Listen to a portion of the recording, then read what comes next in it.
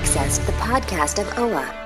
Located deep within Sector 14845 and powered by the Emerald Light of Will, the podcast of OA is your guide to the Green Lantern universe.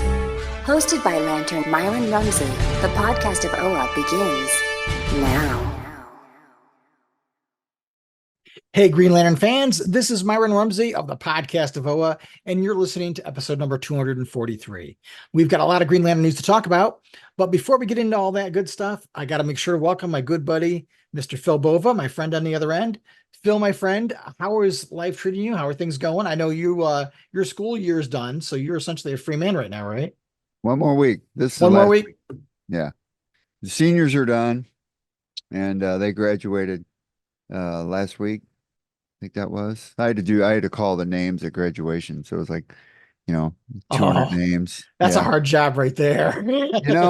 I like doing it and it's fun to do it every year, but the most difficult part is it's such a diverse student population. So they come from various regions and some of their names a little bit difficult to pronounce. But I can rock it, Good. And they always come up and remind me. So I know. I'm sure you did a good job.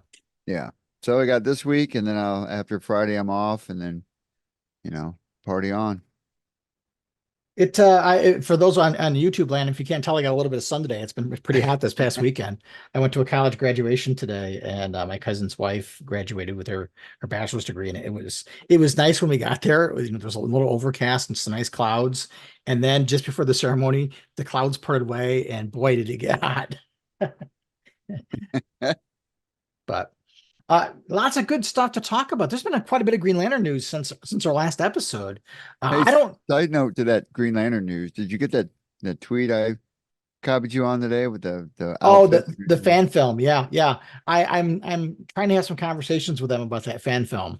If you haven't seen it, there's some really cool, neat looking uniform variation. It looks like supposedly it's a fan film, but if you look at the I don't know what they call it, but the little clapboard. For the production, it mentions Iron something, and I'm wondering if there's this new Iron Studios Green Lantern statue. So is it like a promotional thing for that, which doesn't seem like it's right either. So I'm going to be reaching out to them to see if maybe they would like to come on and talk about their fan film with us, because I think that would be really cool. Excellent. The costumes look pretty dope. Yeah, I'm like, man, I could get behind that 100%. Yeah. It didn't have the white gloves, but it had green gauntlets, and it looked really good, and it was shiny metallic, and it was a real costume, which hey, kudos for that, But lots of Green Lantern stuff going on, though. I don't know whether I didn't put this in the show notes, but they just released another reprint of Showcase 22, and they did this foil variant. I don't know. Did your shop get it at all? I didn't see it actually. First my shop got 2 copies of it, and I scarfed one up.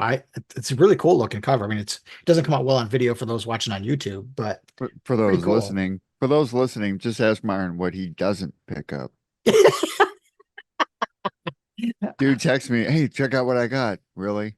Hey, check this out. Come on, man. Hey, check this out. That's it. I've had it. I used to be a completionist. I was doing really good, and then when Blackest Night came and Green Lantern went off the charts, and then the movie came out, it was like, there's no way I'm keeping up with everything, and I haven't. But every now and then I go through these phases where I buy something, and it happens. But yeah, phases, your continuation of life phases.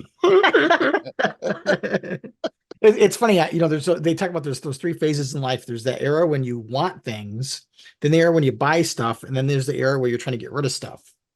And I'm kind of like in the middle of the last 2. And as I keep going through the things, and I'll buy things, and my son will go, "What do you think I'm going to do with this when you're gone?" So see, I got the opposite effect going on. I got this refresher thing happening. So it's like we just moved into a house. Now I want to get all kinds of things. Nothing's going away. Well, we've been talking a little bit about a couple of different online games that are out there. We talked a little bit about DC Heroes and Villains and how Sinestro's on there, and Hal and John and Jessica Cruz. They recently added Lyssa Drac as a playable character. I unlocked Lyssa Drac, and I've unlocked John, but I have not gotten Jessica or Hal or Sinestro yet. I got Jessica. I got Cruz pretty early on. And then I got the Flash the other day. Oh, well, a few weeks back. And then I got Black Lightning. I don't know, he's kind of, I don't know. I max out the ones that I want, but the problem is if you don't max out everything else, you can't play some of the other ones when they call for like, oh, you can only use such and such characters. Well, Yeah. I'm screwed. It's an enjoyable game, but it's a little frustrating. It's like, you come up with these characters and I like to be able to just buy them. And like I had an offer to buy Hal. It was like 50, $60. I'm like, I'm not spending 50 or $60 on this mobile game. I'm having fun with it, but I'm not spending real money on it. I'm almost taxed out of it. I think I'm up to like level 32. And I'm at the point now where it's like, now I'm just like doing it to save money so I can update my characters so I can get past Superman in this one spot. But it's like, I don't know, man. It's just repetitious and it's getting kind of old. Yeah. That's why I stopped playing it before. But then when they announced the Green Lantern content, I'm like, oh, you're pulling me right back in again. I think I'm Yeah. up to like level 46. Um, but it's fun. And for those that may be still playing DC Universe Online, for those that didn't know, DC Universe Online is still going. They recently added John Stewart as a companion character, so I guess you can partner up with John, which is cool. Let's see. In terms of the Lanterns TV show, James Gunn did a teaser, which kind of hinted that we were going to get some news soon. So waiting on that. And then if you've been following the DC animated movies, part 2 of Crisis on Infinite Earths just came out, and they released a teaser trailer for part 3. And in the teaser trailer, they showed Aya fighting alongside John Stewart. Interesting note that Jason Spizak, who voiced Razor, has a voice credit as Razor for part 3, so we know Razor's going to appear.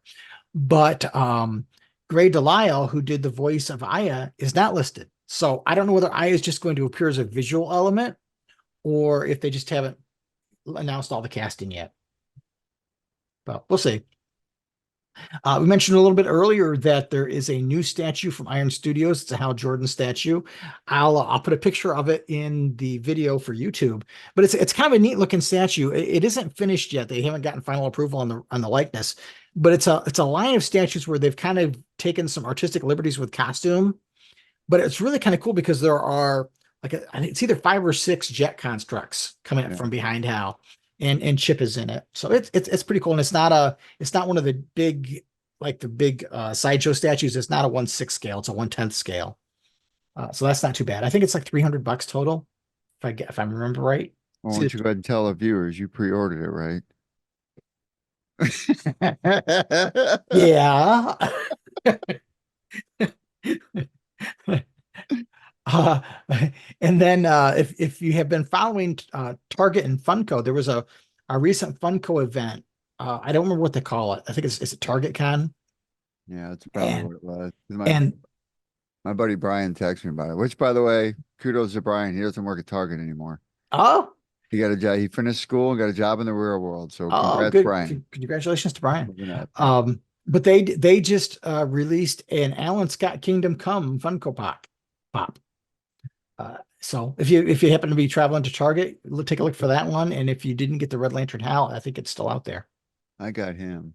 You got him, right? Yeah. Yep. Wait a minute. I did get him. I thought I got him. Yeah, he's down here somewhere. Yeah, there he is. In terms of Green Lantern on the panel, the only thing I recall seeing lately is that the Green Lantern Corps showed up in the DC Spring Breakout special. They played a very minor role in a King Shark Harley Quinn story, which I thought was kind of silly, but it's Harley Quinn King Shark. What do you expect? But they were on, I think. You ever ask yourself 2. why they do those episodes, those books like that? The DC Spring Breakout special. You think it's just an opportunity to showcase like writers and artist talent? I kind of wonder if sometimes that's what they're doing is they're trying out people, giving them a shot at doing something and seeing how they write the characters in a low risk environment. Well, right. And the thing of it is, like, it's always some random pair up. And if it's not a random pair up and they give you a character, it's usually some D-lister. But at the same time, they're going to give you a character. You don't even get a chance for character development. It's like just give me a splash page on on Bust a Move there. Well, and I don't know if you've seen the book, but the artwork is a little like the artwork on Green Lantern. I mean, Hal's in it. In one point, he's got a mask, and the mask takes up like half of his forehead. It's like round at the top. It's just like who draws it that way? I mean, come on. But I didn't anyway, read this, by the way, at all, and I don't think I'm going to. you're not missing anything. I mean, basically, Harley Quinn and King Shark go. I don't remember exactly what happens, but they end up popping around different places of the DC multiverse. And at one point, they pop into a battle with the Green Lanterns, and they show up. And at one point, they have Hal confuse King Shark with the Shark, his rogue. It's like, I guess it's supposed to be funny. I don't know. But it was what it was. It was a little appearance. It was a spring breakout special, so Yeah. whatever DC's got to do to make their coin. That's right. You got to do something, man. So this episode, we've got a couple books to talk about. We're going to be talking about Green Lantern War Journal number 8 and Green Lantern number 11. To be talking about. So excited to talk about both of these books. We unfortunately know that War Journal's wrapping up, and so we've only got 4 issues left, counting this 8th one. So I'm going to be sad to see it go. Me too. So it's unfortunate, but we'll see what happens after that. I don't know whether there are more plans. The August solicitations just came out, and that had the final issue in it. So we'll see what happens after that. They also announced that JSA was ending. So I'm not surprised. I mean, no, I think they'll relaunch it with another creative team. That was their way of ending the Jeff Johns run, and then they'll figure out something, and then they'll when relaunch. does Absolute Power end? Right around the same time, or sometime, I want to say September. Okay, so in other words, all this is going to lead into a pretty much a revamp. Relaunch? No. Who knows? It's going to be what it's going to be, right? At this point, yeah. All right, friends. Well, all right. We will take a quick break, and then we're going to jump into Green Lantern War Journal number 8. See you in a few. Listen up, Lanterns. It's time you took the oath with Green Lantern John Stewart. In brightest day, in blackest night, don't let the podcast of Oa escape your sight. Let those who worship evil's might beware my power. Green Lantern's light.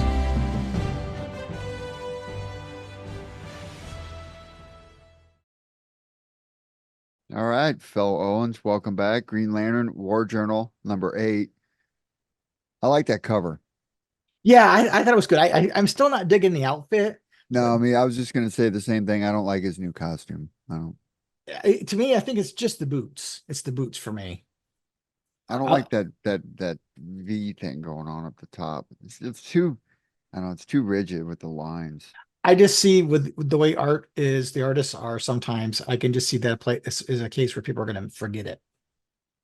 Yeah, basically. Well, it's like is the ultimate lantern now, right? I guess he could be considered. So I guess he's got to have some cool costume for it. It's like when they did Green Lantern Rebirth, they gave Hal these weird boots where they were higher on one side and lower on the inside. And it lasted for Green Lantern Rebirth. And after that, then it went back to just straight edged boots. So stuff like that is always crazy, but I'm just not digging the thigh high look. It doesn't cut it for me. And I guess I wonder when it comes down to it, when these guys are drawing, do they have to get like some kind of approval? That they say, hey, look, I got this idea for, John Stewart's outfit. I'm going to change it in this way, and I'm going to put this big gigantic blah blah blah on it.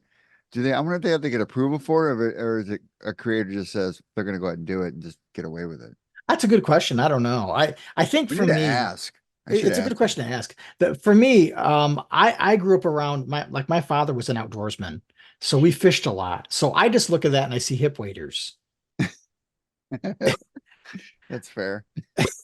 So, but anyway, what's more important is the stuff that's on the inside of the issue. Yeah, what's more important is we're going to Guy Gardner's apartment building. Yeah. The dynamic. I'm really hoping we get to see more of Shepard and Guy Gardner, because I think that would be pretty fun.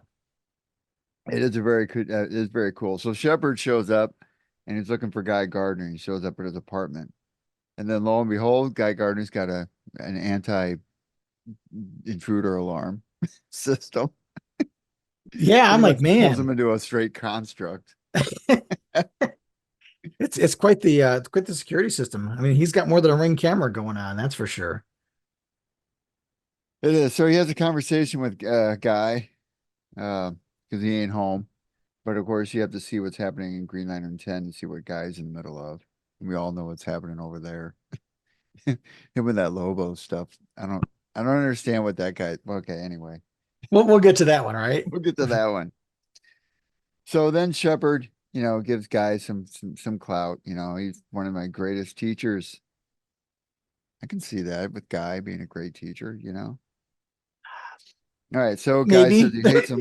Yeah, Guy says he hates him because he's a multiverse character. Yeah. So I hate you immediately, right? All right, But so then we go through the fun spiel of stuff. Shepard explaining that John Stewart's missing. But then we get the idea that Guy Gardner knows there's something big going on in the background too. When Yeah. he brings up the Guardians are gone, there's a blockade. He's off world two. So, and we can see what's happening over in the Green Lantern title, obviously with the United Planets and what's his face. Oh God, what was that leader's name again? Theros. Theros, yeah. Douche. But it's and I like the fact that okay, they're these two books are not tied at the hip, but they at least know what each other's going on. So that Philip Kennedy Johnson and Jeremy Adams are at least having some conversations, and so they're making sure that the pieces fit together, even though they're not tightly bound together, which I like. Which begs the question: what's going to happen with this Revenant squad? Are they going to have some kind of tie-in to the United Planets, or because there's nothing that's mentioned or nothing that I've seen that's mentioned in all 10 issues over there about the Revenant Queen. Right. Yeah. There's been no reference to any of that stuff. And we know if you've read the solicitations, Hal's going to lose his ring again. So with this whole absolute power thing. No. So I don't know if they're actually going to get a chance to do any real crossover. It doesn't look that way if you look at the solicitations, at least not during this run. So I don't know. That's been part of the trouble I have with this story is I'm enjoying it, but the fact that the Revenant Queen and the Radiant Dead have attacked Earth and the rest of the superhero community is oblivious to it. I always have problems with that kind of stuff. Well, not only oblivious to it, but you'd think there'd be something on the radar with the United Planets that something's going on Earth even with John Stewart. Now, I thought I remember the United Planets mentioning John Stewart's name once or twice. Maybe I'm wrong. Yeah, they did. They've mentioned him a couple of times over in the Green Lantern book when it came to talking about the new power source and so on. Gotcha. But I think if the United Planets is aware of it, they've got to be aware of it because they sent a squad over to Earth that they lost. But I think they don't want to know anything about it. I think they're more interested in what their plot is, and whatever happens in Sector 2814, they're fine with it just going to pot. It's true. It's why it's quarantined and blockaded. Yeah. All right, so we leave Guy's apartment and we go to the Dark Star of the Fen. That sounds ominous. Yeah, doesn't it though? Dark Star of the Fen. Now, you think that's any association with Dark Star, right? The actual Dark Star. Well, you kind of get that impression because of the logo that we've seen show up here and there. There's some kind of connection. Yeah, and the coloring. Pattern, Yeah. And again, we're talking it's a multiversal story, so perhaps in another universe that Dark Star logo has a different meaning. And obviously with the Dark Star of the Fen, you get that impression. And you've got all these characters that are kind of trapped in this little pocket dimension, for lack of a better analogy, fighting against things, waiting for the Star Shroud to show up. And then, lo and behold, who shows up but the Builder? John Stewart, the Builder. The big battle ensues. I guess these are just Revenant constructs. Yeah. Dead constructs. The Radiant Dead. Okay, so a big battle ensues. But it doesn't seem like the battle lasts but like a few seconds, Yeah. There's like 2 panels, and then it says the will of Ogren is inevitable. And then he just kind of goes away. Yeah, it was a little anticlimactic for me.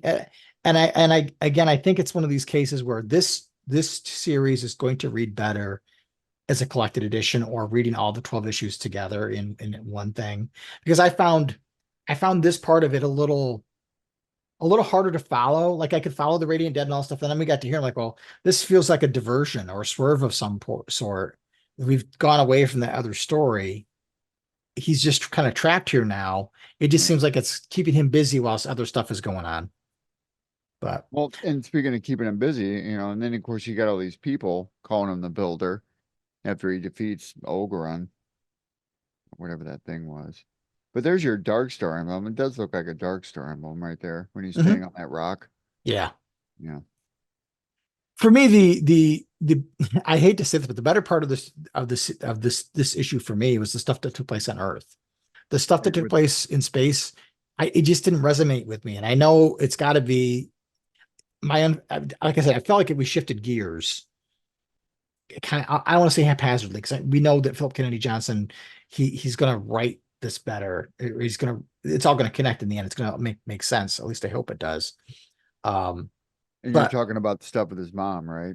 Well, the stuff with his mom, I'm sure will be fine. That part I think is the strongest part. But like I said, the stuff with the Radiant Dead and then shifting to the Dark Star or the Fen, I just felt like this isn't anything to do with the Radiant Dead necessarily. It just feels disconnected. I feel a disconnect. Especially when the Radiant Dead was the build up the whole time. Right. We started out with this threat, and then it's like, well, this threat's pushed aside. I mean, we're still seeing it on Earth, and John is over here doing something completely different. It is what it is. Off world or wherever he is. Yeah. I think when all of the pieces of the puzzle are together, it'll be more coherent. Right now, it just feels a little incoherent to me. And he's got 4 issues left, so we got a lot of time to figure this out. Right. Yeah, so then we go back to Metropolis. We're on Earth, and we're with John's mom and Ellie, and which happens to be the security construct. Yeah, we're inside of that house construct that Ellie is kind of in charge of, and this gets really dark. Yeah, this gets really creepy when that Harold or Henry shows up, which is obviously a Radiant Dead character. Yeah, it's a Durlan character who's changing themselves based on things that they've plucked from Shirley's memory. And this is the first time, I think this is the first time we've ever actually seen John's father. And not what I expected, but not a good relationship. And this person is, they're preying on the bad history and terrorizing Shirley, which is just awful. Just awful stuff. It was really creepy, especially for somebody who has dementia. I mean, what's that? Right. What does that do to your psyche? I mean, right. It freaks me out, and I'm normal. Right. Well, somewhat normal. I mean, all right, that's debatable. Yeah, it's distressing because you already feel for Shirley Stewart and what she's going through in this horrible journey that she's on. And now you've got somebody using her memories against her and terrorizing her emotionally. She's already got enough on her plate. It's like, man. So then Ellie sends out what I'm assuming is like a bat signal. Shirley Stewart is in danger. So it starts this kind of protocol. It's kind of cool how it's all military guys, though, like covert military guys. Yeah. But you still see that entity around. But here's my question about this scene, right? So obviously this ring, his ring or whatever, is strong enough to. We don't even know where John is. So he's in another reality, another dimension, whatever you want to call it, right? Right. So his ring is strong enough to control whatever it is back on Earth and make these constructs for security protocol.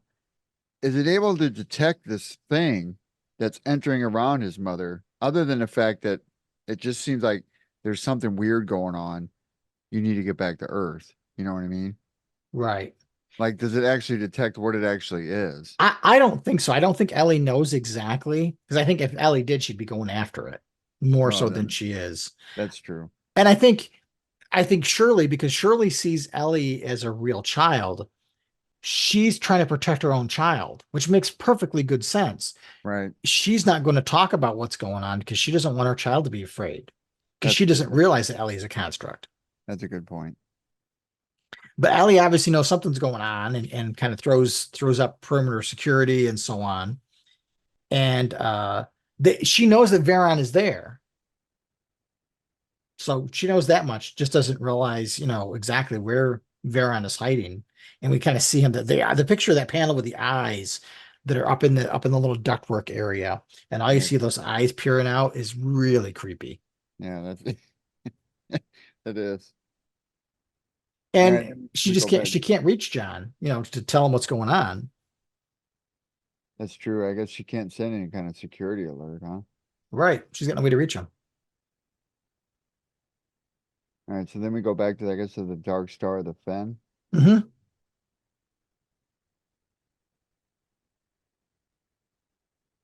And we see that character again, Byla Vok. That's the pink looking character, right? Girl with the pink shroud. Oh no, that's the guy with the scarf and the beard. Oh, that's right. Okay, that's right. Sorry, I was on the wrong panel.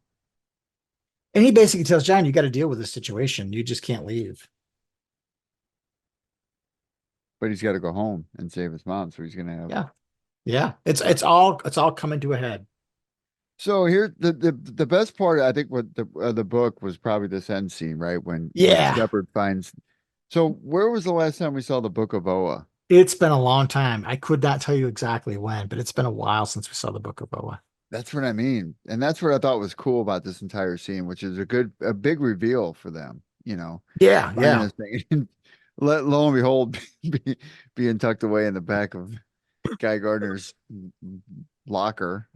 It was like under his bed and a pile of dirty clothes. I mean, something. Because ew, don't want to go there, man. And we, the teaser is the next issue is going to be answers. So I think next issue is going to be a really big pivot point. I think there's going to be a lot of revelations in that issue, or at least I hope so. Well, they need to, because there's some things they're going to have to start wrapping up soon. Yeah. Or because you only got 4 issues left, Right. I thought it was a good issue. I felt a little disconnected, like I said. So it like the last regular Green Lantern issue, this one dropped a little bit for me, but I still enjoyed it. It is. But again, it'll go back to what we originally talked about. This is all going to read better when it's collected. Yeah. Once we have the benefit of hindsight and go back and reread it, it'll probably make more sense than it does right now. But we'll see.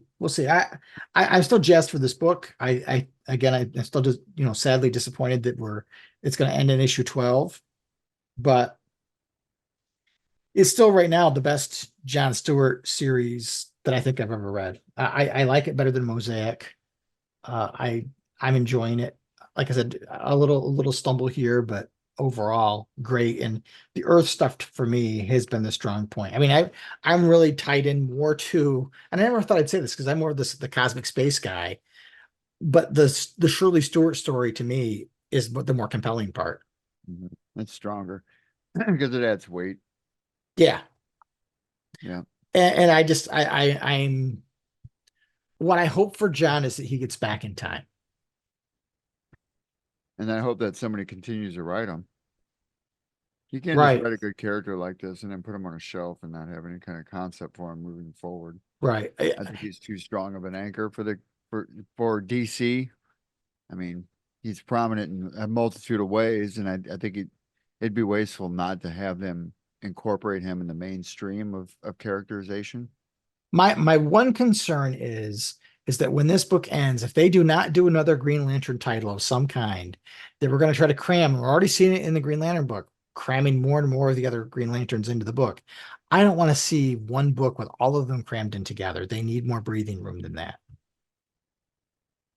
Well, we could have a solo title with some minor characters and then a Green Lantern core book, what we've always been hoping for. Yeah. That's really what I want to see. And they need to give it to somebody who can actually like pull stuff from the past and start character building more. Have more of a development now.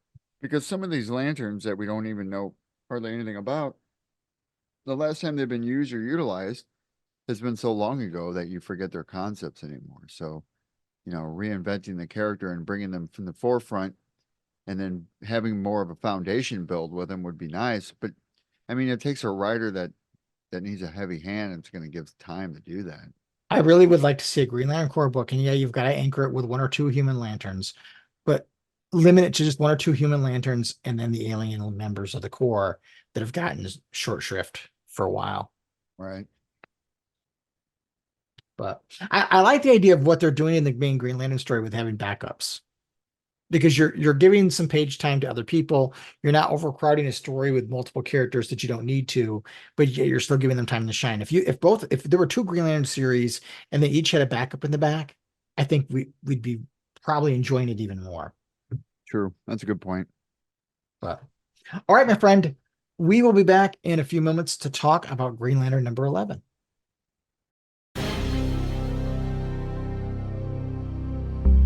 This is Salak, Green Lantern of Sector 1418, and you are receiving the podcast of Oa. The podcast of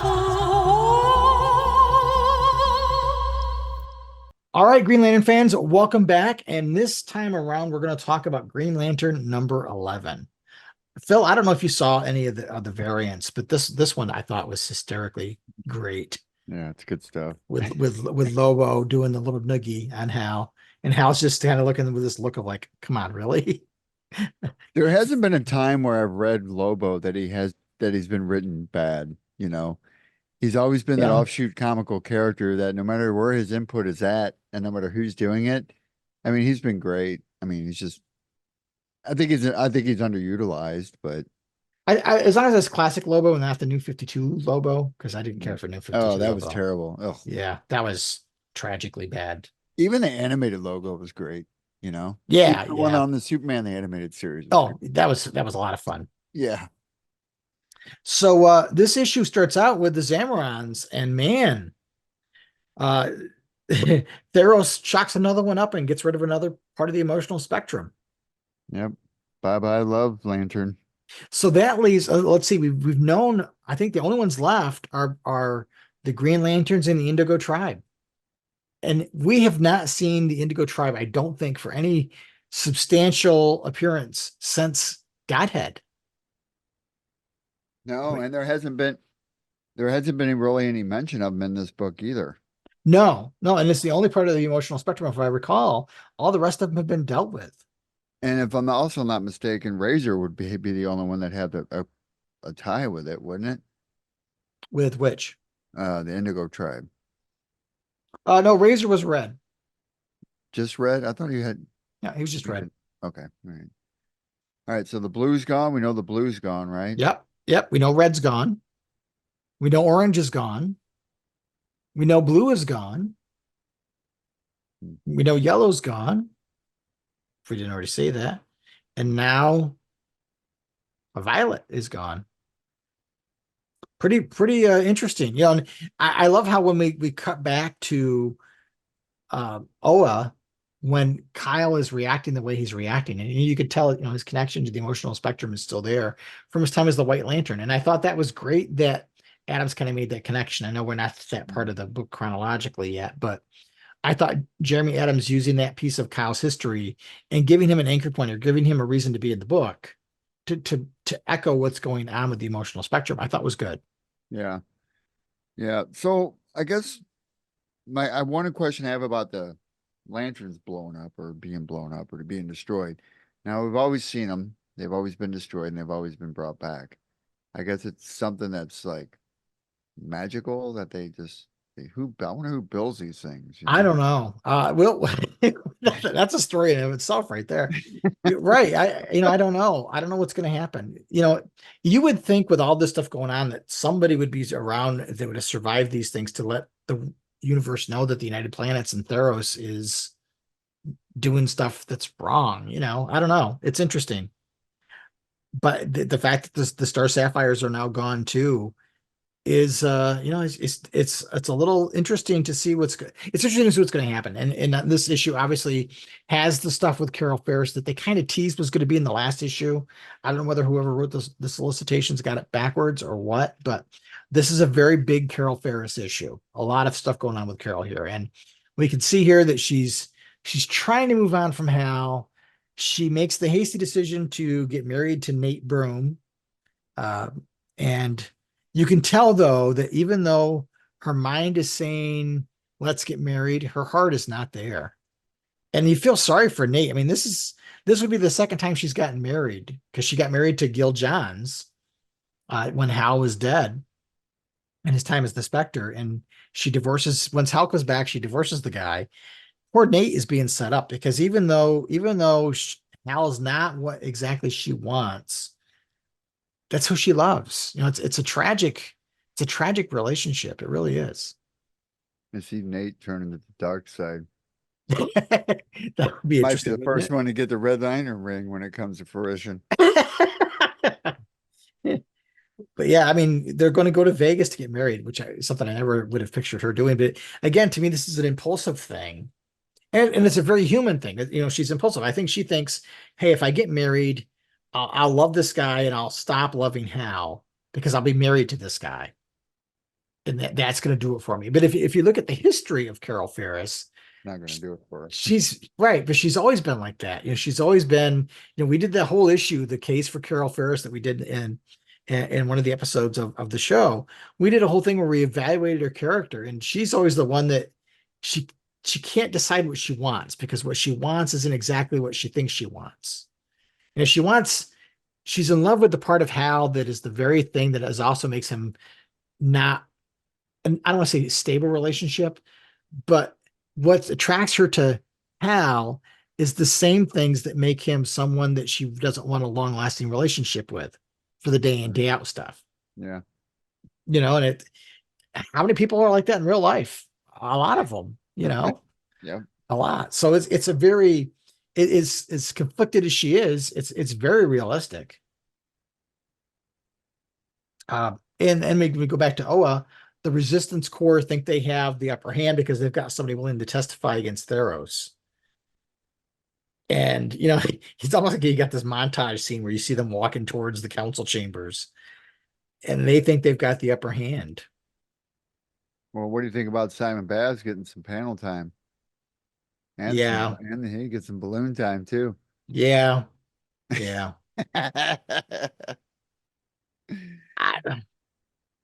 Yeah.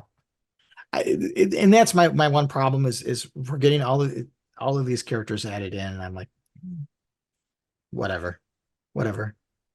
And so then we see more issues with Kyle. Yeah, and Kyle's really having a hard time.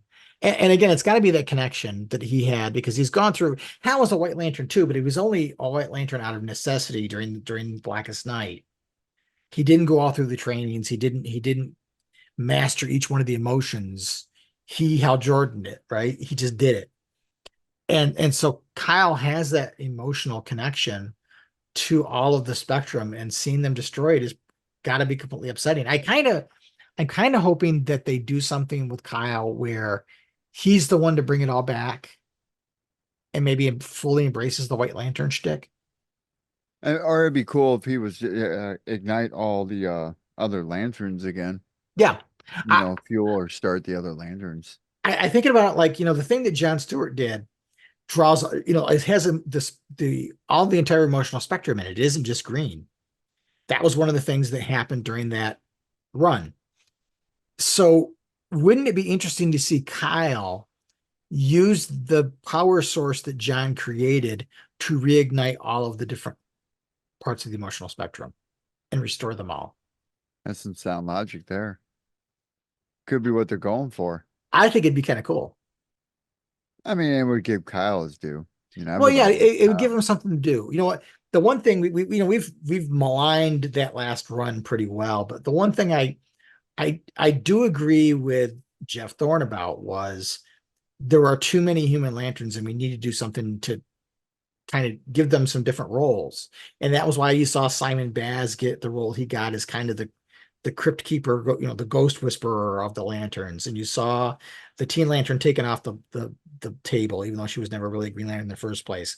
And Kyle was unresolved, but he was going to be out in space, and he had plans for him. He had plans for each one of them that would have taken them off the plate and left basically Joe and Hal as the two Green Lanterns. And that would have been, I would have been okay with that. Yeah. I still think I would rather see Joe off in her own multiverse, in her own separate universe, and give the writer that created her an opportunity to do things with that character. that are separate from the Green Lantern mythology, but still connected to it. But I'm not in charge. Not yet, anyway. Yeah, never gonna happen.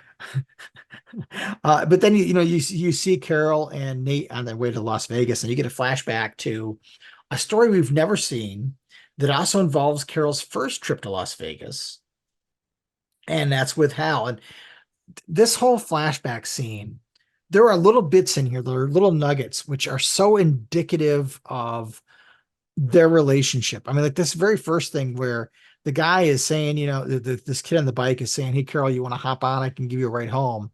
And she says, "No, thanks. I'm waiting for someone." That encapsulates her right there. She's waiting for something. Right. She wants the rebellious parts of Hal and the parts that make him attractive to her, but she also wants him to be a stable partner with a job and who's the guy that's going to do the romantic things for her, and the old fashioned guy stuff too. And she can't have it both ways. You can't. How many times have we seen this? Well, he'll be perfect once I change him to the way I want him. Right. Right. That's what's going on here. And her whole thing here with "I'm waiting for someone." I read that. I'm like, man, she's going to be waiting a long time. And I thought that this kid that is talking to her about Hal, I kind of thought when Jeremy Adams wrote this kid must have been like an avatar for all of the anti-Hal fans that we hear about sometimes who are saying Hal's boring and he's never going to amount to anything and yada, yada, yada. But it's interesting. Like, I don't know what you see in that kid, Carol, but Hal is a dead end. He's never going to be there when you need him. Me, on the other hand, like that falls in line with a lot of the stuff that we read sometimes online. Agreed. And, Hal does what he does. He doesn't think about the repercussions. He sees an opportunity for something and he does it. And I almost feel like this was, you could say, how did he not know he was going to get in trouble? I'm sure he knew he was going to get in trouble, but for him, it was I don't think he cared. Yeah, I don't think he cared. He's at a point where he's still grieving for his father at this point in his life. And he's reaching out for anything he can do to take his mind off of it. And here's the option one. He gets in the car and goes and picks up Carol and they go for a joyride. Steals the car, mind you. Yep, steals the car. So you can add Grand Theft Auto to Hal's repertoire. Fabulous life decisions. Yeah, it's an interesting choice for Hal. That's for sure. And she gets in the car, and again, it's that she's attracted to this. Hey, let's go have some fun, but she gets in the car. That's the thing. Exactly, she chooses to get in the car. But it's an interesting scene. There's little things in here that I thought really kind of encapsulate their relationship. But before that part of the story comes to its conclusion, we go back to Oa, and then everybody walks in to the Great Hall, and they think they've got the goods on Theros. And I'm just going to say what I said before: Durlans are going to Durlan, right? That's right. That's what they're going to do. and we find out Theros is his family's taken over, and he's planted them on the council as other characters. They've taken over the appearance of other people, and that's how they're kind of running ramshod through the universe and establishing the United Planets as a force for evil. Now there's getting duped, right? I mean, I get it. There's getting tricked. Yeah. There's having the veil pulled over your eyes, but this is a pretty big screw up for some lantern or otherwise. I don't care what part of the spectrum you're from, but there had to be somebody that should have picked up on this was happening early on. But it tells me that Jessica Cruz is not as close to the inner circle as she thinks she might be. Well, that's also true, because I mean, what is she doing? Nothing. Right. She's not even in that room. Right. Which leads me to believe they did something to her. Possibly. But yeah, Durlans are going to Durlan, and there they are. They're taking over. We saw those characters in the last issue, the Unseen, and they warned him, so he knew this was going to happen at some point. So it's just a matter of time. And then, Hal shows up and Joe Mullane shows up and he now knows, yeah, I was right not to trust either one of these Earth Lanterns. And, the tables turn and then the tables turn again. And that's the last time we see them in this issue. So we don't even know what happens. That's the crazy thing. To who? To Hal and Joe Mullane and Simon Baz in the court on Oa. That's the last we see them because the rest of the issue takes place on Earth. Oh yeah, that's right. But Hal getting busted because he stole the car and right. Carol. And the thing is, we know this is going to resolve by July or August because Absolute Power, is coming in and Hal's in that story. So whether they're either going to jump time frames or something, I don't know. But I got to imagine this is going to get wrapped up sooner rather than later. And again, that goes back to when the beginning of this started off with a stupid event happening in DC, and then the end of it's going to come and it's another DC event, right? And I don't care what you can say what you want when you're going to tell me it ties in. I still think it takes away from the 12 issues that somebody's trying to create. Right. I was having you got to figure this issue out here because I have to tell a story that's happening with the whole rest of the DC universe that has nothing to do with what I'm doing over here, but at least I have to shoehorn in some crap, Right. I mean, I was talking to my local comic shop owner the other day and Jared and I were talking and we were talking a little bit about the Absolute Power thing. And I was expressing my dismay over the fact that, here's another event that's kind of tampering with the run. How do you build momentum when you have to keep sidetracking? And we were talking a little bit about Night Terrors, and he said Night Terrors for him sold really well, but he did notice that some books didn't bounce back. Like, those that were gaining upward momentum, people who checked out for Night Terrors didn't necessarily come back. And so it may have, even though it might have sold fairly well, I don't think it helped the line itself when we were so early in the dawn of DC. We're so early in that phase of this initiative to shift it to that kind of an event, especially when it doesn't seem to have had any really lasting meaning or lasting effect. I already forgot it happened, and there's no ramifications from it happening right now. So right, and in this one, Absolute Power is tying into the series, whereas like Night Terrors, you had Night Terrors, Green Lantern 1 and 2. And then it resumed the numbering it had before that. This is an actual regular issue that's going to be tied into Absolute Power. So we'll see. I mean, it's early yet to tell how it's going to go, but I think that's one of the questions I have for Jeremy Adams when we get a chance to talk to him next is how did this event and the last event impact him? And did it impact him? I think he looked at Night Terrors as, hey, here's a chance for me to explore the character more through this lens. And from his perspective, it didn't necessarily impact the flow of the story.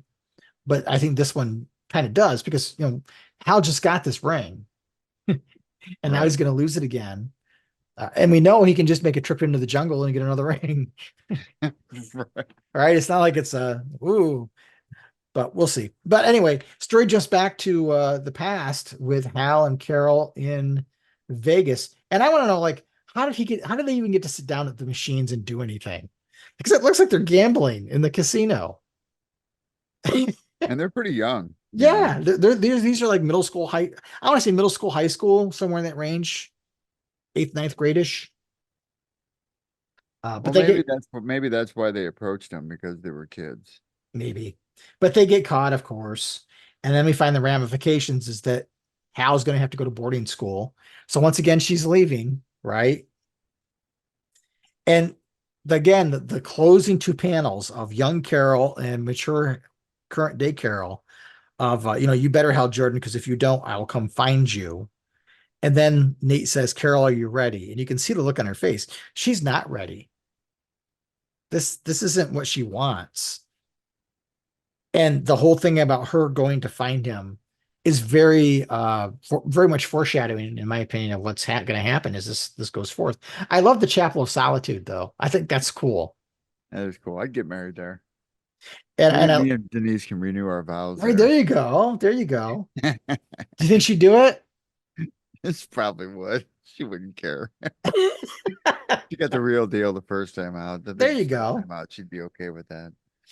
I love the fact that when they get there, they give them the rings to look at, and Nate wants the green one, and Carol's like, Yeah, the green one it is. The green one's fine. Go ahead.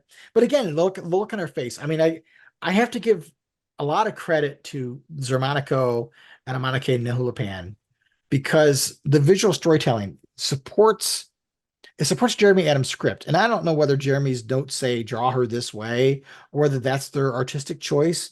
But the fact that you see her she's not even looking straight ahead. She's looking to the side. She knows this is the wrong thing. Right. Her heart is not in this. And And I wonder how writers and artists do that when you have to convey a certain message or you're wanting to convey a certain message. Be like, look, dude, this is what I'm trying to say. I want you to write it. They have to talk, you know. right. You have to imagine that he's at least talked a little bit about it. You would think it'd be in his notes, but then again, he may be giving him a little bit of leeway. I don't know. But either way, I like the looks on her face. It's selling the fact that, it's saying the things that Jeremy Adams can't say in dialogue. And she really is not committed to this. She's just doing this as a coping mechanism. She thinks this is going to make it all better. And in reality, all it's going to do is lead to heartache for both her and Nate. It's not going to end well.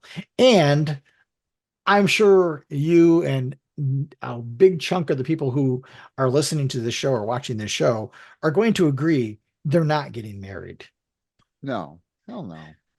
The ring is the sapphire ring shows up at the end, and the first thing she says is Hal. And when you flash back to the I will come find you, she knows if this ring is showing up, something's going on, and she's going to leave Nate at the altar. Yeah, so I wonder, since the battery got destroyed, I would imagine that this has a lot to do with indicative of the ring finding her again. Well, yeah, that's what I don't get. And I'm sure we'll get more revelations about this as it goes on. If the power battery was destroyed and the Zamorans were saying we don't have any powers anymore, how does this ring do what it's doing? Right. That was my question when I first saw this. I'm like, Yeah. wait a minute, hold on. Unless it's powered by something else. Maybe. I don't know. Maybe it's I don't know. Isn't John the source of all power? Maybe he's John. I mean, maybe this ring is charged off the source on Oa. I don't know. I hope they don't leave that as a loophole. I mean, comic books are, comic books are having one of those things where you want to try up, but you want to sit here and read back and see if all the plot holes were tied up, but it doesn't work that way in the comic book world because no. stuff gets overlooked all the time. Suspension of disbelief. There you go. Right. I mean, I'm sure Jeremy Adams could completely surprise us, and this could be a complete fake out. But the first thing that she says is Hal. She loves Hal, and this is going to be her choice. She's at this is her moment where she can choose the stable life that she thinks she wants, or she can choose a life of adventure on a scale she's never had before. She's going to choose that because in reality, that's the life she wants to lead. She may think she wants to run Ferris Air, and we see here in this issue that Ferris Air is in a lot of trouble. It's going downhill. Will she leave Ferris Air? Will she dump it? Will she sell the company? Well, that would be her finally. That would be her more or less giving in to Hal's lifestyle and making it a part of her own, since she can't beat him, join him. You know what I mean? She's always tried to be that grounded effort on Earth, and it never worked in the past, and it probably never will. So she's gonna why sit here and say grounded when she can head for the stars to be with him? Exactly. I mean, if you go back and again, thinking back on that episode we did evaluating her, the big, and one of the criticisms I've always had of her since she went off and did the whole New Guardians thing was she always criticized Hal for not being on Earth and taking care of her and taking care of life on Earth and doing stuff in space. And then she herself did it and didn't question it, right? Right. But she has forever, whenever the stars have aligned and the two have gotten together, what's been the downfall of the relationship? Carol trying to impose a normal lifestyle on someone who has such an obligation of such magnitude that he can't. He has to compromise who he is to be what she wants him to be. And that's not love. But I hope that's just not going to be one of those stereotypical stories of the female, quote unquote, just bending to the will of the male, because he gets his way, or, oh, I'm not going to die. I can't change this man, so I have to just go along with it, or, stuff like that. And I know that gets berated a lot, especially when it comes to Hal. People complain about that all the time, which I never really fully understood, because you brought up that point earlier about him being a dull character, and I've always seen the opposite of him being a dull character. I've never seen dull. He's been written dull at times. Don't get me wrong, but Sure. he's not a dull character. There's no way. No, I would argue that when they lost their way and the test pilot thing didn't work out and he was an insurance adjuster and a toy salesman, I'm like, you've completely lost what made this character what it is. And But getting again, back that's to how it he is was good. written at that time. Yeah, So, right. it's But funny I don't because think he's a dull character, and I think he gets a lot of beef for that, and I don't understand why. what I think is so funny is in those days, that's when Carol should have been falling over backwards for him because he was trying to live a normal life on Earth, just doing it, Fair is doing a normal fair. thing, Joe Schmo lifestyle, not working that 9 to 5. right, right. But yeah, I get the whole thing about, well, this is her giving up her thing, but I would say that she's only telling herself what she thinks she wants, that the life she's been living has not been very worthwhile for her, and that she's been far more like the time that she spent, as much as I hate the whole Kyle romance thing, as much as I did, she got to see something different. And I think once you get to experience that, how she could even go back to Ferris Air after that series was over with doesn't make any sense to me. Because if you've experienced all that, how could you ever go back to a 9 to 5 job? Well, yeah, exactly. I, why would you? And think of all the Right. planets they could visit. Sure. Imagine the book you could have with the two of them together. Finally, with her being the hero that she couldn't be. Yeah, they can still do things on Earth, but their life is not going to be in regular life. And it's certainly not going to be a dull life. But is this her finally realizing, what I thought I wanted is not what I wanted? And now I finally seen this is what I want. I don't know. I think Carol is a strong enough character that she wouldn't compromise herself any more than Hal's been able to compromise himself. I think for her, it's the revelation of, I've been holding myself back from experiencing the life I truly want because I think I'm supposed to run my dad's company. And that's the lie I've been living. Well, not only that, the timing of this, of Yeah. this thing appearing at that time, this ring appearing at that moment in time, on given the fact that she's having this flashback, it just all kinds of kind of come together conveniently for that kind of like, oh, moment, Yeah. Yeah. And then love enters the fight, and here comes Carol Ferris, which they're going to sit here and say love enters the fight, but I'm going to tell you right now, she's not the epitome of what love stands for, and she never has been. No, no. But I get what they're going with. Yeah. Yeah. I think this might be a turning point for the character, although we could be completely fooled and it could go. I hope not. It's been too long since we've seen her step into the boots and come into action again. And Yeah. I really think she did well, when she did do that role. And Yeah. I'd like to see her in that role again. And I think she's a prominent enough character to have that title. I'll even take it as far as say I'd like to see a 6-issue story with her own book, Carol Ferris. Could see it. Carol Ferris and the Zamorons. There you go. So the back half of the issue, Kevin McGuire. Great to see Kevin McGuire drawing Guy Gardner again. Goofy face. And man, is the bowl cut back. Man, how straight is that haircut? I mean, that's fresh. And he's still with this not Lobo guy. Right. I mean, that's the jury's out. Is this Lobo? Is Lobo learned to be subtle? or is this not Lobo? I mean, he keeps saying I'm not Lobo. I thought this back half was hysterically funny. The plots to unfold as this goes on, and you see both fungus show up, and Guy Gardner's making a call saying, "Hey, I got the guy," and not Lobo has had the channel open so that other bounty hunters could hear it. So all these bounty hunters come running because they want the money, they want the credits. Old Funga. I haven't seen him in a bit. He's such an odd case. And it's not just Bolfunga. It's what's the other character's name? Um Torchy. Torchy. And I don't know who the third one is, but they show up and they all want a piece of the action. But yeah, it's Flicker's cousin, Torchy. I didn't know Flicker had a cousin. But yeah, they all want a piece of the action. And and then they disappear. But I love the scene where Kyle is talking to Not Lobo and says, the thing about I'm not in this for the money. And he says, good thing, because the last time I checked, it was something like 300 Darlax. And then Guy does a spit take. And then he keeps talking to him and he talks about the fact that he transmitted the link directly to the bounty hunter center on Garland 12, and then he does it again. So he gets two spit takes in at once. And Not Lobo says, seriously? And these guys show up. The humor is great. It's what I would expect.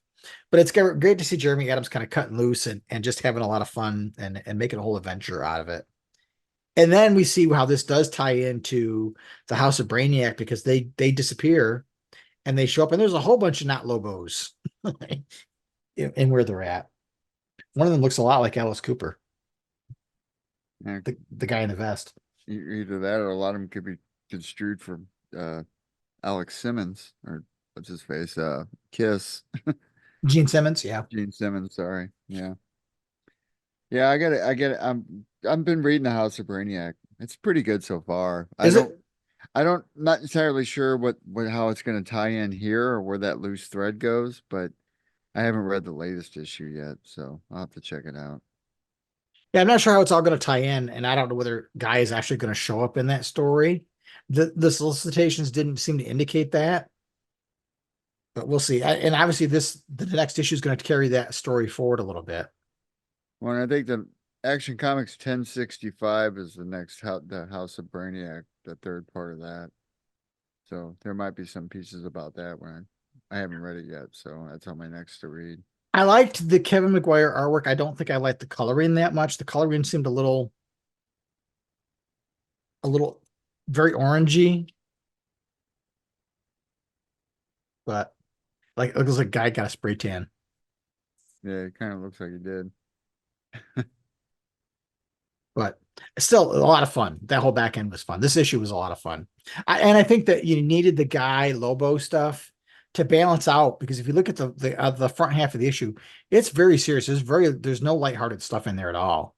Mm-hmm. In terms of balance between the drama and suspense and so on, there was no humor to kind of balance that out. Right. So the back end of the book really did a good job of doing that for us. But another great issue. As much as I felt like the last issue was a little dip in quality, I thought this one picked it right back up again. Yeah, this is good. It's still strong, it's still going good, and the story seems like it's building momentum. So yeah, just in time for the next event. Right. Yeah. Right. Right. All right, my friend. Well, we have some listener feedback, so let's take a quick pause. We'll come back and hear what you folks have to say.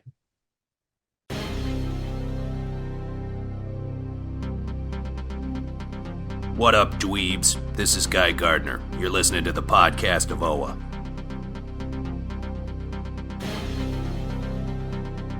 I will play our first two messages together. The first is a quick comment from World at War Comics, and the second is from JP Roca. Transmitting combined message in 3, 2, 1. Love it. Best Lantern podcast. I agree. In this episode, Myron nails all the issues I have with this book.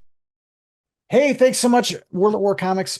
Thanks for calling us the Best Lantern podcast. I don't know if that's necessarily true, but I'll take it. And if you're not following World at War Comics over on YouTube, they've had some great interviews. So definitely check them out. And JP, thanks for that. And I had a lot of issues with that last issue.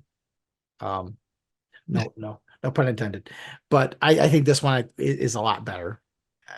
I think the book is on an upward swing again. If the last one had a little bit of a dip in quality. What do you think, Phil? And well, that's the thing about comic books. I mean, I used to have this expectation where everyone had to hit on all cylinders every single issue. And, for the most part, that's a high bar to reach, no matter who's writing it or no matter who the expectation falls on. And I don't think that's an achievable outcome, because I mean, that's tough to do. Well, and it might be the writer thinking, okay, I'm hitting on all cylinders when I'm writing this, but the perception of the reader is considerably different from the writers producing. So there's some, I think all these issues have been going well. I mean, I think this story has streamed pretty well.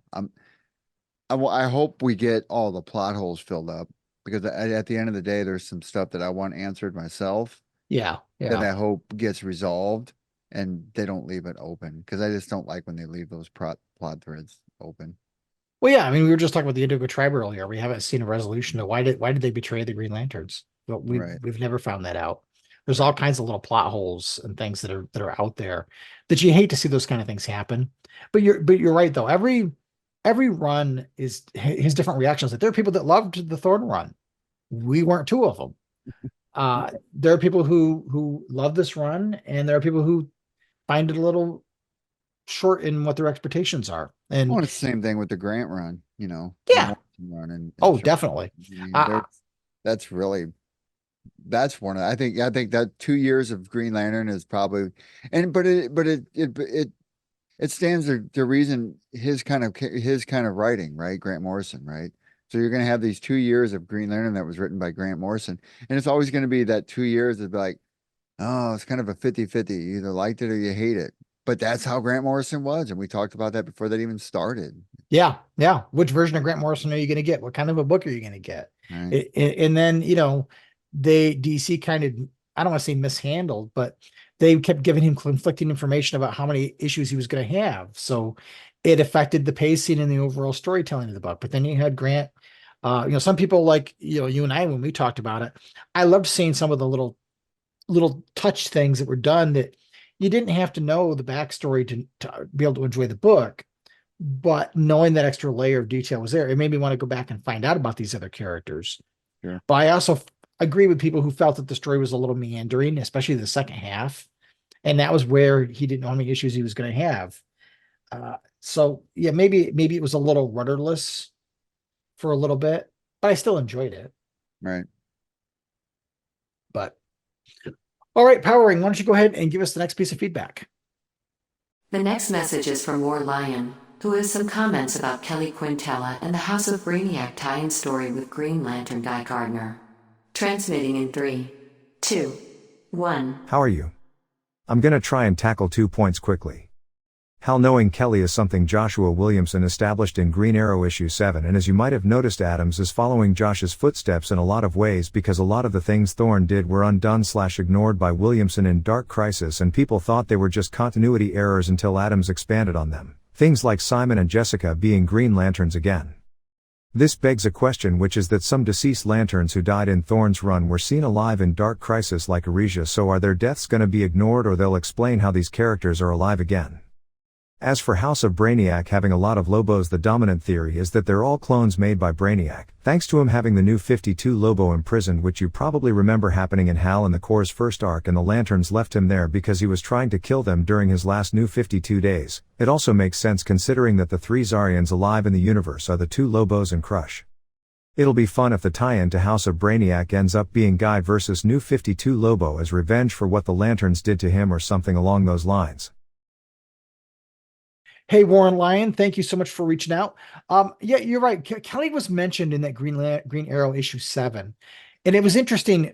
And I don't know whether folks read it, but if you didn't read it, this was a whole ongoing storyline they had in Green Arrow where he was revisiting with some members of the Justice League. And when he meets up with Hal, they're having a conversation, and Hal talks about how, he thought he and Carol would be together by now, and that Green Arrow would be the one who hadn't settled down yet, and so on. And they bring up the whole idea of Roy and sidekicks and so on. And he brings up Kelly, and Hal basically, I don't want to say he dismisses Kelly, but he basically says, well, she was more Simon and Jessica's sidekick than mine. So, I get that he knew who Kelly was. My whole thing was his reaction was so over the top. You felt like he had a deep connection to Kelly, and that isn't really the way it happened. And even though she kind of was mentioned here, I don't think that this really his appearance in issue 7 of Green Arrow cemented any kind of a real relationship. In fact, I think Hal kind of pushed it to the back and said, yeah, she was really more of a thing with the other 2 Green Lanterns, not me. Sure. But Got it. and yeah, I think there's a lot of things, as you pointed out, Warlion, that there are things that have been undone. And I think that happens everywhere you go. Like every time you turn around, writers are not necessarily reading everything that came before. So they may not know some of the changes. Or you have an artist who throws a character who's dead into a book. And then you're like, well, what is this character back alive again? And I think that's always a problem with ongoing continuity. Like if you're going to ignore a run, then you have to kind of, are you just picking and choosing what you ignore, or is there a story there about how Aricia comes back? How did she show back up again? How did Simon Baz get his powers back, his power ring back? Because he kind of lost them at the end of the Thorn run. So I don't know. I think some of these deaths are going to be ignored, and I'm fine with that because I didn't like seeing some of those things happen anyway. So yeah, I'm all for it. In terms of House of Brannick, I haven't been reading it, but I like the theory that they're clones. That's an interesting thought. So yeah, I'm interested in seeing how it unfolds. I like the idea of his comment about it being Guy versus New 52 Lobo. I know. We just had a conversation. I was the most terrible Lobo ever. Yeah. God, I mean, I don't know. I mean, I thought he was drawn. He looked kind of cool, but it didn't strike me as him. It's like I could see that. I could see this guy being like a distant cousin, or maybe even like a son that he didn't know about. But no, that was terrible. I saw it more as a roguish guy who was using the Lobo name and reputation to further himself. So he wasn't really Lobo. He was just calling himself Lobo to write off of the reputation that Lobo has. But Well, we'll see. I can't look at Lobo and it not be the classic Lobo we've always seen. Oh yeah, I mean that's just it. I mean it'd be the same thing as if you try to change the Thing. Everybody knows what the Thing looks like, or the Hulk. I mean, you can get different variations of the Hulk, but everybody knows what the Hulk looks like. Yeah. Yeah. All right. So Phil, we've got some more listener feedback, but it's getting late in the evening, and I know we both have to get up and work in the morning. So let's hold that for the next episode. Sound good? Good idea. All right. So let's take a quick pause, and we'll come back and wrap things up. You can become a part of the show by leaving a message up to 1 minute long on our voicemail line. Call us at 406-POD-OA. That's 406-763-6362. You can also email us at podcast@blogofoa.com. We'd love to hear from you.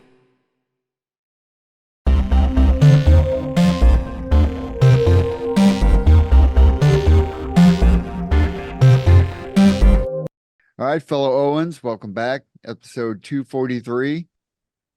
Another good one. I would like to say that with these 2 issues of books that we're reading, War Journal and the regular Green Lantern books, I mean, this has been a great year of reading these particular writers. Adams has been great, and Johnson, I think, has been really, really good on the Stewart book. But I'm going to be sad to see these both go, because I have a feeling after this year is up, we're going to get something else coming after Absolute Ridiculous, whatever it is. I hope not. I mean, we need some stability, right? Why they didn't just call it Absolute Crisis? I'll never understand that. I mean, you're gonna go with the Crisis theme. You just had the dark one. You might as well just go with the Absolute one. Right. But anyway, I'm gonna be sad to see these books go. I hope who's ever doing them next. I hope Adam sticks with it, but I haven't heard if he's gonna do after 12 or not. I haven't either. And I haven't heard him say he's not, but I haven't heard he is. And just like with the Flash, he was on the Flash book and they just took him off it rather abruptly. So who knows what the plans are? It's a little bit scary to hear, there's that whole thing they talked about after Absolute Power of a new line of books. I don't know. Have you been following that about, an ultimate DC line essentially? No, it's just another rebranding of, I don't know. I mean, it gets kind of tedious when they just keep redoing that stuff over and over. Rumor has it we're getting a new DC Comics logo. That there's Well, going to then be they this should new have just called it universe. Absolute Crisis, because that's what it is. It's an Right, absolute crisis. right. Oh, whatever. All right. Go Well, DC.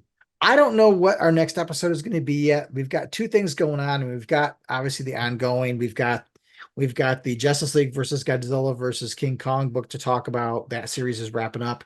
We are going to get Tim Sheridan back on again to talk about the back half of the Alan Scott series. We also have another issue of Green Lantern War Journal coming out this next week. And we also have GL June coming up. This is the Green Lantern podcast get together. This is the second time we're doing it. We're picking a storyline, and each podcast is grabbing a section of the story.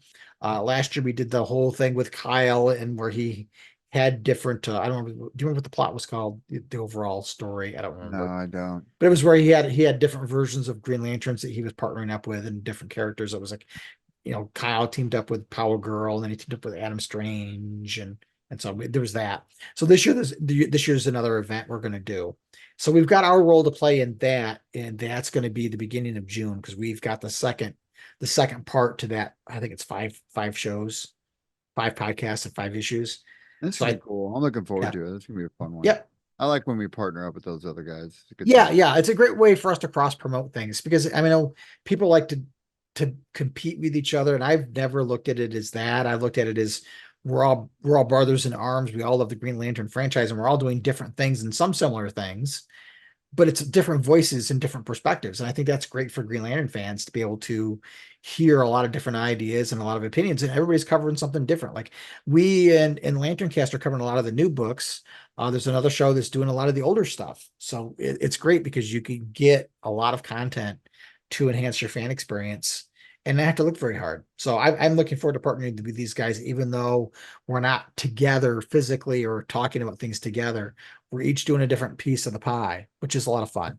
So I'm looking forward to that. So depending on how the timing of things go, either the next episode is going to be the GL June book, or it's going to be something else before the GL June book, because we're, like I said, the second piece of it.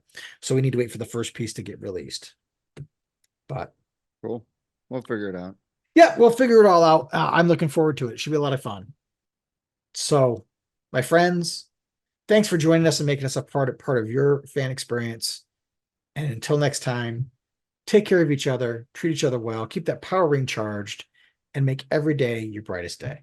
Take care. Thanks so much for watching this Green Lantern video from the blog of Oa. If you liked what you saw, please subscribe to our YouTube channel.